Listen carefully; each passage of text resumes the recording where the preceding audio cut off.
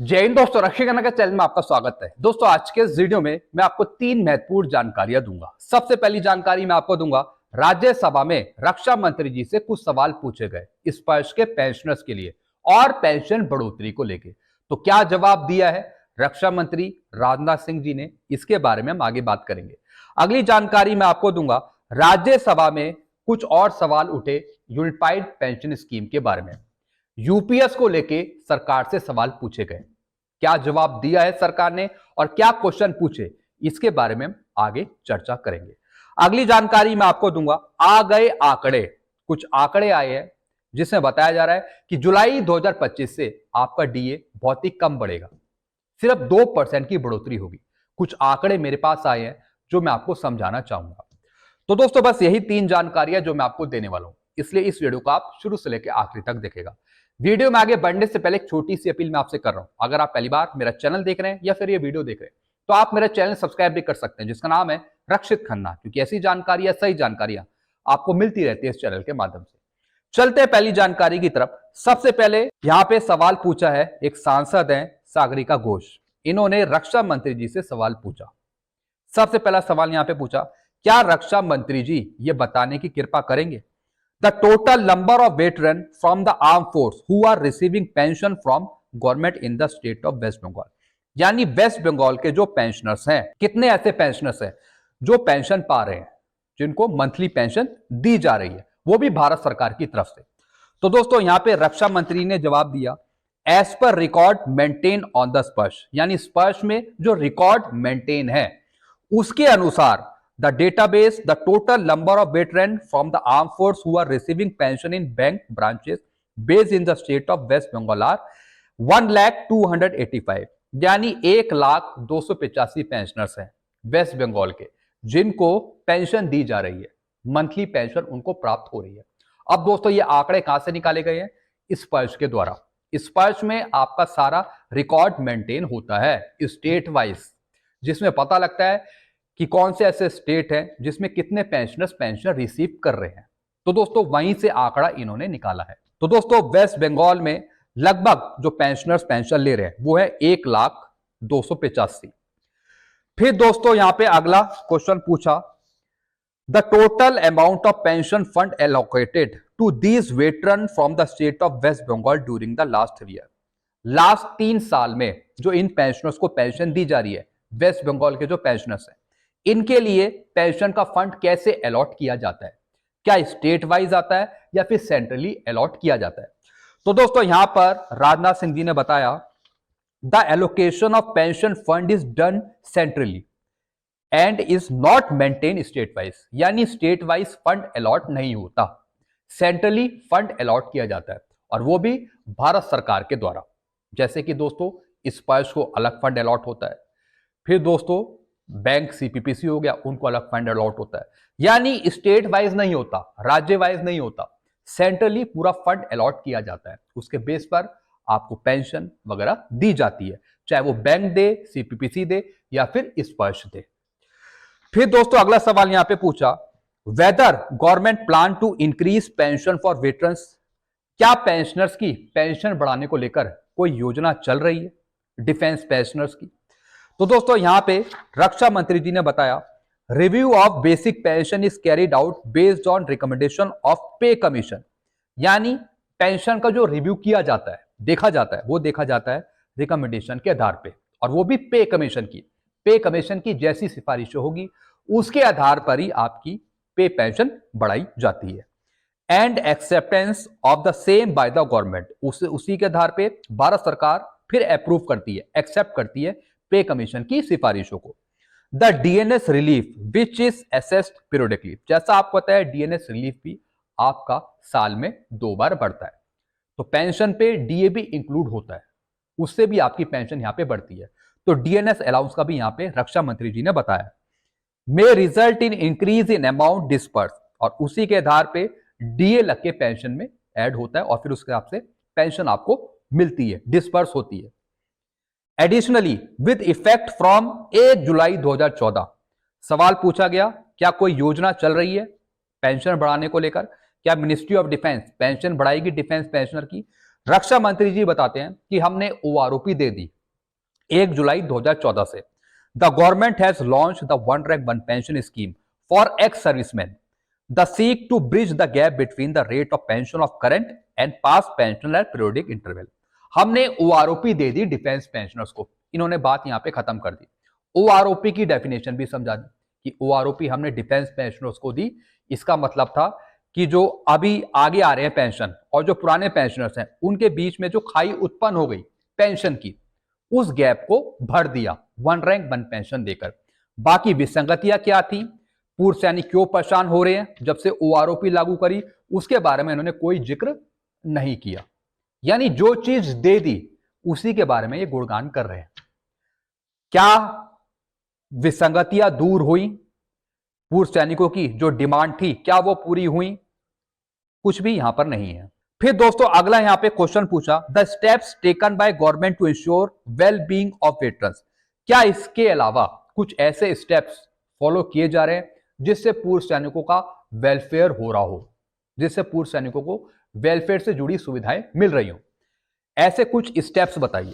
तो दोस्तों रक्षा मंत्री जी ने कुछ स्टेप्स बताए हैं जिससे पूर्व सैनिकों का उद्धार हो रहा है, अच्छी सुविधाएं मिल रही है। बड़ा अजीबो गरीब जवाब दिया इन्होंने। जो चीज पहले से लागू है वो यहां पे बताई जा रही है। जैसे कि disbursing a monthly pension as due, pensioners को मंथली पेंशन दी जा रही है। ये योजना है कोई? ये कोई उद्धार हो रहा है पेंशनर्स का? भैया ये तो सभी को दी जाती है।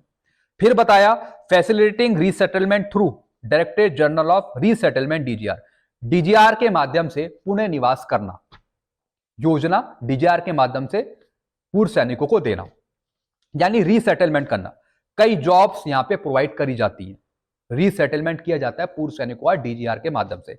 यह भी बहुत पहले से चलता आ रहा है, इसमें कोई नई बात नहीं है। फैसिलिटेटिंग वेलफेयर स्कीम थ्रू केंद्रीय सैनिक बोर्ड विच इंक्लूड राज्य सैनिक बोर्ड एंड जिला सैनिक बोर्ड, यानी कुछ ग्रांट देना केंद्रीय सैनिक बोर्ड के द्वारा और इसी के इंक्लूड राज्य सैनिक बोर्ड और जिला सैनिक बोर्ड, यानी जैसे कि चिल्ड्रन एजुकेशन अलाउंस हो गया या फिर कुछ और ग्रांट दी जाती हैं केंद्रीय सैनिक बोर्ड से या फिर राज्य सैनिक बोर्ड से, और उसमें इंक्लूड होता है जिला सैनिक बोर्ड। वो सब पुरानी चीजें हैं, कोई नई चीज नहीं बताई यहां पे रक्षा मंत्री जी ने। फिर बताया extending health care facilities through ex serviceman contributory health scheme, ECHS की फैसिलिटी दी जा रही है। भैया ये सब चीजें तो बहुत पहले से दी जा रही है। क्या आपने विसंगतियां दूर करी? पूर्व सैनिकों की प्रॉब्लम क्या है, क्या वो दूर हुई? कोई नई स्कीम लागू करी जिससे पेंशन बढ़े, या फिर जो ईसीएचएस में जो प्रॉब्लम आ रही है उसका सॉल्यूशन किया जाए? क्या और जॉब्स बढ़ाई डीजीआर के माध्यम से? कुछ नहीं बताया यहां पे। जो चीज पहले से चल रही है उसी के गुणगान यहां पे कर दिए, वही रिपीट यहां पे बता दिया। तो दोस्तों जो भी इन्होंने जवाब दिए उससे बिल्कुल भी हम सेटिस्फाइड नहीं है। आप भी दोस्तों अपने विचार रखिएगा जो उन्होंने जवाब दिए हैं। फिर दोस्तों चलते हैं अगली जानकारी की तरफ। राज्यसभा में यूनिफाइड पेंशन स्कीम का मुद्दा उठा। जिस तरीके से रक्षा मंत्री जी से पेंशनर्स के सवाल पूछे गए थे पेंशन बढ़ाने को लेकर, अब ठीक इसी तरीके से राज्यसभा में सरकार से यूनिफाइड पेंशन स्कीम के बारे में सवाल पूछे। अब दोस्तों ये सवाल पूछने वाले थे श्री जावेद अली खान जी और जवाब देने वाले थे राज्य वित्त मंत्री पंकज चौधरी जी। अब सवाल क्या पूछा दोस्तों, ये जानना बहुत जरूरी है। सबसे पहले यहां पे सवाल पूछा स्वैच्छिक सेवानिवृत्ति यानी वॉलंटरी रिटायरमेंट का विकल्प चुनने वाले कर्मचारियों के लिए सुनिश्चित भुगतान, यानी जो वॉलंटरी रिटायर्ड लेंगे यूपीएस में उनको कैसे फायदा मिलेगा यूनिफाइड पेंशन स्कीम का। श्री जावेद अली खान ने पूछा क्या 24 जनवरी 2025 के राजपत्र अधिसूचना के अनुसार, यानी जो गैजेट नोटिफिकेशन जारी हुआ था भारत सरकार का यूपीएस का, 25 वर्ष की अहरक सेवा पूरी करने के बाद स्वैच्छिक सेवानिवृत्ति लेने वाले कर्मचारियों को उनकी काल्पनिक सेवानिवृत्ति की तारीख से सुनिश्चित भुगतान प्राप्त होगा या नहीं होगा। सबसे पहले दोस्तों यहां पे सवाल पूछा कि जैसे यूपीएस के तहत 25 साल पूरी करने के बाद वॉलंटरी रिटायरमेंट लेते हैं यूपीएस में, तो पेंशन का भुगतान कैसे होगा? क्या 25 साल के बाद सीधा पेंशन शुरू हो जाएगी, या फिर जब पेंशनर की 60 एज पहुंचेगी जब उसकी पेंशन स्टार्ट होगी? क्योंकि दोस्तों यूपीएस में सबसे बड़ी दिक्कत की यह बात है कि अगर कोई वॉलंटरी लेता है 25 साल बाद लेता है तो 25 साल बाद एकदम पेंशन शुरू नहीं होगी। पूरी पेंशन लेने के लिए आपको 60 वर्ष का इंतजार करना होगा, तब आपको पेंशन मिलेगी। यानी लास्ट पे डॉन का 50% पेंशन चाहिए, तो 25 साल आपकी पूरी सर्विस हो, आपने 25 साल बाद रिटायरमेंट ले लिया, उसके बाद पेंशन चाहिए तो आपको 60 साल तक इंतजार करना होगा, तब आपको पेंशन मिलेगी। यही यहाँ पे सवाल पूछा, तो जवाब क्या दिया है यहाँ पे वित्त राज्य मंत्री जी ने? मंत्री ने पुष्टि करी कि यूपीएस के तहत सुनिश्चित भुगतान उस तिथि से शुरू होगा जिस दिन कर्मचारी सेवानिवृत्त हो जाता है। यानी इसका मतलब है कि अगर आप 60 साल पे रिटायर होते हो तो जब ही आपकी पेंशन स्टार्ट होगी, भले ही आपने वॉलंटरी 25 साल पहले ले लिया या फिर 35 साल पहले ले लिया। तो दोस्तों ये है सबसे बेकार स्कीम, यूनिफाइड पेंशन स्कीम। जब वॉलंटरी आपने ले लिया 25 साल बाद, तो 25 के बाद ही पेंशन स्टार्ट होनी चाहिए। अब वो पेंशनर 60 साल तक इंतजार करेगा कि मेरी उम्र जब 60 होगी तब मुझे पेंशन दी जाए, ये गलत है। तो दोस्तों यही यहाँ पे वित्त राज्य मंत्री जी ने बताया। इसका मतलब ये बहुत ही बेकार स्कीम है, इस स्कीम को तुरंत बंद किया जाए।